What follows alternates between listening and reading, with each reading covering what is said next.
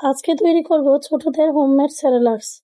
তো সম্পূর্ণ ভিডিওটা দেখতে থাকো এবং অনেক গুরুত্বপূর্ণ জিনিস জানতে পারবে।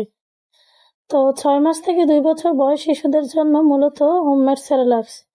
তো কি উপকরণ এবং কিভাবে প্রসেসিং করব সেটাই আজকে দেখাবো। আমি হোমমেড সেরেলাক্স জন্য কি উপকরণ নিয়েছি তাই দেখা যাক। ফার্স্টেই দিলাম কাঠবাদাম, কাজু বাদাম, চীনাবাদাম, আখরোট। আপনারা চাইলে সব ধরনের বাদামই অ্যাড করতে পারবেন। এখানে আমি ড্রাই খেজুর অ্যাড করব, তবে ভিতরের বিচিটা ফালায় তারপর অ্যাড করব। তারপর ভুট্টা অ্যাড করব। বড় সাইজের এবং শক্ত উপকরণগুলো আমি একটা পাত্রে অ্যাড করলাম, আরেকটা পাত্রে আমি ছোট উপকরণ অ্যাড করব। আমার হাতে দেখতে পাচ্ছেন অরিজিনাল সাবু। অরিজিনাল সাবুর চিনার উপায় হচ্ছে এটা কাচের মতো চকচকে এবং পাথরের মতো শক্ত। যাই হোক, তারপর দিলাম গম, খেসারির ডাল, ছোলার ডাল, বুটের ডাল, মসুর ডাল, মুগ ডাল। সব ধরনের ডাল দেওয়ার চেষ্টা করবেন, কারণ এক এক ডালে এক এক ধরনের পুষ্টিগুণ বিদ্যমান। তারপর আমি চাল এড করব। আমি চাল নিলাম আতপ চাল, পোলাও চাল, সিদ্ধ চাল। আপনারা চাইলে লাল চালও অ্যাড করতে পারেন, কারণ লাল চালে সাদা চালের থেকে পুষ্টিগুণ বেশি। তারপর ব্লেন্ড করার সময় আমি 2 প্যাকেট নুডলস এড করবো এবং কিছু মশলা, এলাচ এবং গোলমরিচ। এটা বাচ্চাদের খাদ্য পাকস্থলীতে হজমে সহায়তা করে।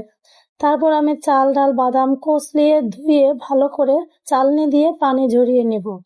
পানি ঝরানো হয়ে গেলে ভালো রোদ্রে দিয়ে 2-3 দিন ভালো করে শুকাতে হবে। অবশ্যই রোদ্রে শুকাতে হবে, কারণ বাচ্চাদের খাবার অনেকদিন ভালো রাখা লাগবে, তাই রোদ্রে শুকালে দীর্ঘদিন খাবার ভালো থাকবে। তারপর আমি কড়াইতে হালকা টেলে নেব। কড়াইতে হালকা টেলে নিলে কি ময়েশ্চার বা পানি ভিজা ভাব থাকলে ওইটা কেটে যাবে। উপকরণগুলো যদি একটু ড্রাই হয় তাহলে ব্লেন্ড করতে সুবিধা হয় এবং দীর্ঘদিন ভালো থাকে, ব্যাকটেরিয়া জমতে পারে না। এবার আমি চাল, ডাল, বাদাম সবগুলো ভেজে নিয়েছি, একত্রে মিক্স করে নেব। এবার ঠান্ডা করে আমি ব্লেন্ড করে নিব। ফাইনালি এই যে আমার ব্লেন্ড করা হয়ে গেছে এবং ছোট ছোট কন্টেনারে আমি সংরক্ষণের জন্য নিয়ে নিব। অবশ্যই কন্টেনারে রাখবেন, খোলা রাখবেন না। আর যদি ভালো রোদ্রে শুকাইতে পারেন তাহলে কন্টেনারে রেখে নর্মাল তাপেই আলহামদুলিল্লাহ ভালো থাকবে। কিন্তু যদি ওয়েদার ভালো না থাকে, রোদ্রে শুকাতে না পারেন, তাহলে কড়াইতে অল্প অল্প করে চুলার আঁচ একদম লো করে সময় নিয়ে টেলে ব্লেন্ড করবেন এবং নর্মাল টেম্পারেচারে ফ্রিজে রাখবেন। এতে করে সেরেলাক্সটা অনেকদিন ভালো থাকবে। তো ভিডিওটা এই পর্যন্তই। আল্লাহ হাফেজ।